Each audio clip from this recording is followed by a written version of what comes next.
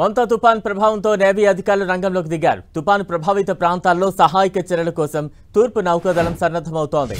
నౌకాదళంలో అవసరమైన యంత్రాంగాన్ని అధికారులు సిద్ధం చేస్తున్నారు. ఎలాంటి పరిస్థితుల్లోనైనా సహాయక చర్యలు చేపట్టేందుకు హెలికాప్టర్లు, సరుకు రవాణా విమానాలు సిద్ధం చేస్తున్నారు.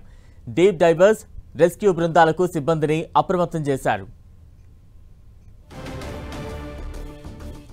తుఫాన్ ఎఫెక్ట్ నేపథ్యంలో ఎటువంటి సిచ్యువేషన్ అయినా ఎదుర్కొనేందుకు అధికార యంత్రాంగం పూర్తి సన్నద్ధంగా ఉంది. తాజా అప్డేట్స్ అందించేందుకు మా ప్రతినిధి జార్జ్ సిద్ధంగా ఉన్నారు. జార్జ్,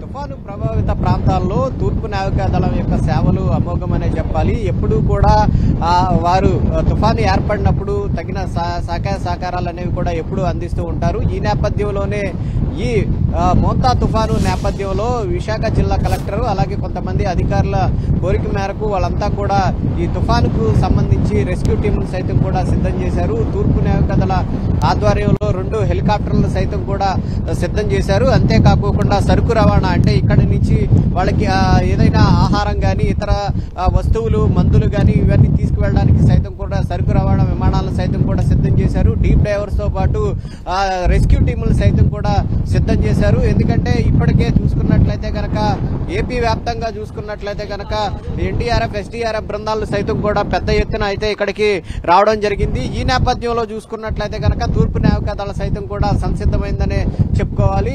ఎందుకంటే ఇప్పటికే ఈ తుఫాను ప్రభావం అనేది చాలా తీవ్రంగా చూపిస్తున్న పరిస్థితి కనిపిస్తూ ఉంది. గాలుల వేగం సైతం కూడా అంతకంతకు పెరుగుతూ ఉన్నాయి. విశాఖ జిల్లా వ్యాప్తంగా చూసుకున్నట్లయితే కనుక నిన్నటి నుంచి ఎడతెరపు లేకుండా వర్షాలు కురుస్తూ ఉన్నాయి. అయితే ఈ రోజు వాతావరణ శాఖ చెబుతున్న దాని ప్రకారం చూసుకున్నట్లయితే కనుక శ్రీకాకుళం జిల్లా నుంచి ప్రకాశం వరకు కూడా భారీ నుంచి అత్యంత భారీ వర్షాలు చాలా చోట్ల కూడా కురిసే అవకాశం ఉందని చెప్తున్నారు.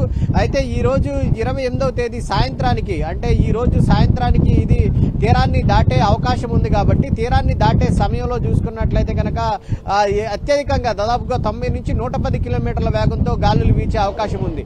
అయితే ఈ 110 కిలోమీటర్ల వేగంతో గాలులు వీచుతున్న సమయంలో రోడ్లన్నీ కూడా దెబ్బతినే అవకాశం ఉంది. చెట్లన్నీ విరిగిపడే అవకాశం ఉంది. విద్యుత్ స్తంభాలు, అలాగే ఏదైతే పూరి గుడిసెలు కానీ, శిథిలావస్థలో ఉన్న భవనాలు కానీ ఇవన్నీ కూడా కూలిపోయే ప్రమాదం ఉంది. అయితే ఈ నేపథ్యంలోనే రాష్ట్ర ప్రభుత్వం కూడా గత 3 రోజుల నుంచి కూడా అప్రమత్తమైంది. అప్రమత్తమైన నేపథ్యంలో ప్రత్యేకంగా ఎక్కడెక్కడైతే దీని ప్రభావం ఉంటుందో దాని ప్రభావానికి సంబంధించి ప్రత్యేక జిల్లా కలెక్టర్లతో పాటు ప్రత్యేక అధికారులు సైతం కూడా వాళ్ళని నియమించడం జరిగింది. ఇప్పటికే పునరావాస కేంద్రాలను సైతం కూడా ఏర్పాటు చేశారు.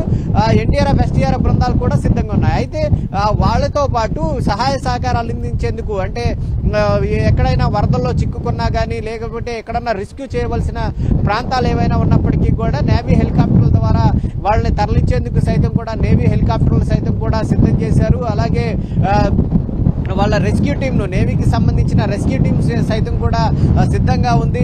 అంతేకాకుండా ఇటు మంచినీరు కానీ, ఆహార పదార్థాలు అయితేనేమి కానీ, ఇంకా మెడిసిన్ కి సంబంధించినవి కానీ వాటన్నిటిని కూడా సరుకు రవాణా చేసేందుకు ప్రత్యేక విమానాలను సైతం కూడా సిద్ధం చేశారు. సరుకు విమానానికి సంబంధించిన ఏదైతే హెలికాప్టర్లను సైతం కూడా సిద్ధం చేసిన పరిస్థితి అయితే నెలకొని ఉంది. అయితే ఈ తుఫాను ప్రభావం అనేది చూసుకున్నట్లయితే కనుక మరికొద్ది గంటల్లోనే ఇది తీరానికి అత్యంత సమీపంగా చేరుకుంటుంది. ఇప్పటికే చూసుకున్నట్లయితే కనుక మచిలీపట్నానికి అత్యంత సమీపంగా వస్తూ ఉంది. అలాగే ఈ రోజు ఇది చూసుకున్నట్లయితే కనుక సాయంత్రానికి ఇది ఏదైతే మచిలీపట్నం అలాగే కాకినాడ మధ్య తీరం దాటే అవకాశం ఉంది. కాకినాడకు అత్యంత క్లోజ్ గా అయితే ఇది తీరాన్ని తాకే అవకాశం ఉంది. కాబట్టి తీరం తాకిన తర్వాత దాదాపుగా 4 గంటల పాటు దీని ప్రభావం అనేది చాలా ఎక్కువగా ఉంటుంది.